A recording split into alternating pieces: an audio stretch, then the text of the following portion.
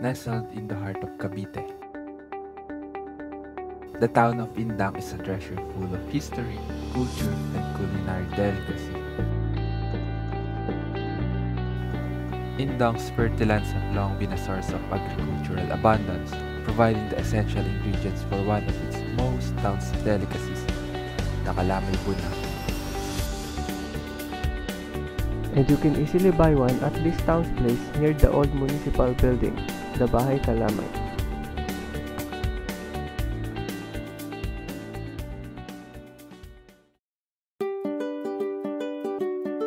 Kalamay Buna is a sweet treat made from sticky rice, coconut milk, coconut meat, and sugar.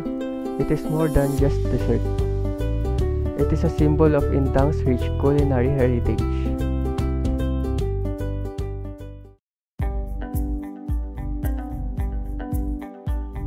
Imelda de la Cruz. Pero dito sa Indang, kasi 2013 na ako nag-umpisa. Pero before, nag-alako. Bayan-bayan, nag-alako ako. Sa Bunalejos nga, Bunalejos Indang kami.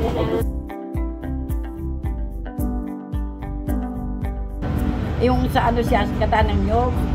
Tapos yung alangan ng nyog, yung alangan, yung in-between siya ng hinog sa ng buko.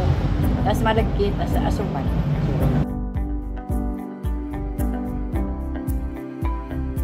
Tapos asukal, babagkatin mo, tapos susunod mo yung yung alangan, nasabi ko, tapos yung malagkit. Hanggang pagkukunatin mo siya. Ay, yung pagluluto, yung paghahalo, almost 3 hours. Katulad ko, breadwinner ako kasi single parent ako eh. Pero in fairness naman, napatapos ko yung mga anak ko. Kahit paano, yung 2 kong anak, dyan nga sa Rapso. Ayun, ngayon nagtatrabaho na sila.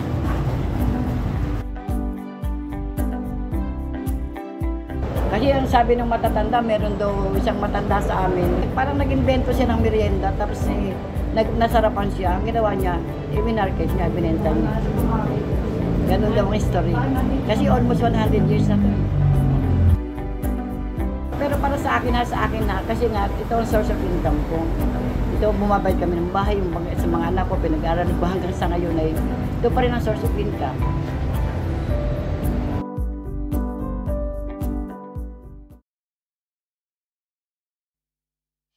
In a pan, or traditionally in a wok, the coconut milk is poured and cooked over a low heat until it boils. Then, brown sugar is added and allowed to dissolve into the coconut milk, which is then stirred continuously to prevent it from sticking to the bottom of the pan. After that, coconut milk is added. This process can take around 2 to 3 hours.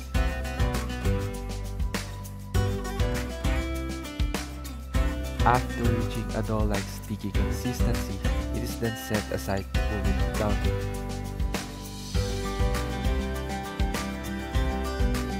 After cooling down, it is then shaped into a ball and flattened to take its known shape.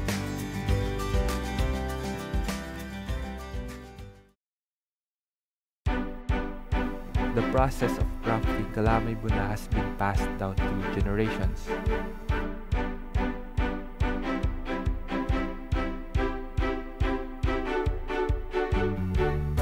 Steps reflecting the dedication and resourcefulness of Indang's people.